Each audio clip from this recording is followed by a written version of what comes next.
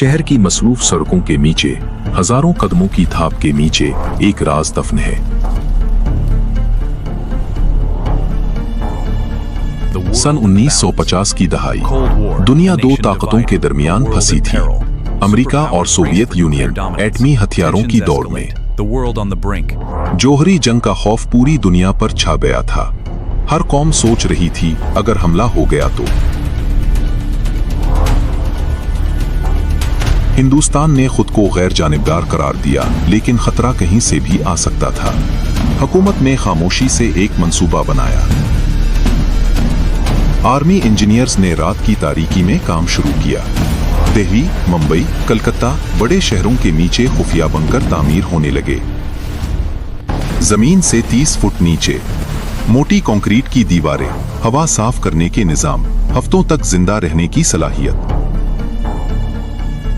इन बंकरों में था emergency radio centre, तिब्बी सामान, महीनों की खुराक और हुकूमती कमांड सेंटर।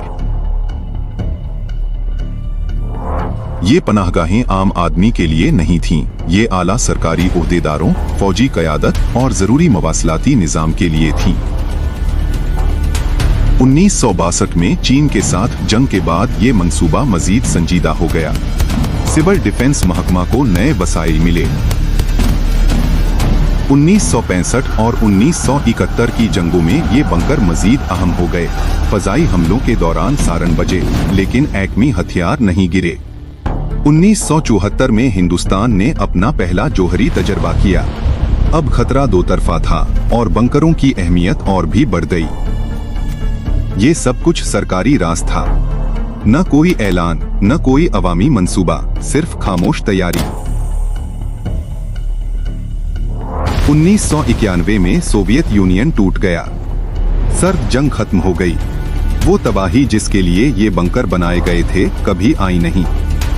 हुकूमत की तरजीहात बदल गईं, बजट काट दिया गया, बंकर बंद हो गए और आहिस्ता आहिस्ता भला दिए गए। दहाइयां गुजरी, शहर फैलते रहे। नई सड़कें, नई इमारतें, सब उन खुफिया कमरों के ऊपर बन गईं। फिर एक दिन एक तामीराती टीम को जमीन के नीचे कुछ मिला। एक भारी लोहे का दरवाजा, जंग-आलूद, बंद और अंदर से बिल्कुल खामोश।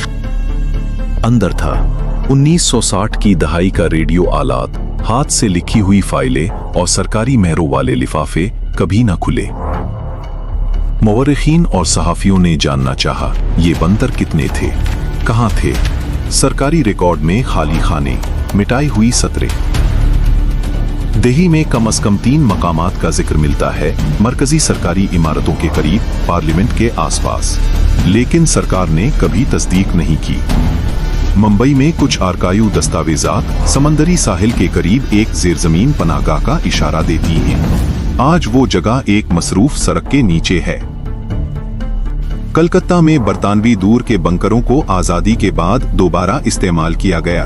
आज वो पुराने स्टोर रूम्स में तब्दील हो चुके हैं या शायद अब भी बंद हैं। जो लोग उन बंकरों की हिफाजत पर मामूर थे, वो अपने साथ ये राज ले गए। कोई याददाश्त नहीं लिखी, कोई इंटरव्यू नहीं दिया। आज अभी इस लम्हे जब आप किसी बड़े हिंदुस्तानी शहर की सड़क पर चलते हैं, हो सकता है आपके कदमों के नीचे एक भुला हुआ बंकर हो।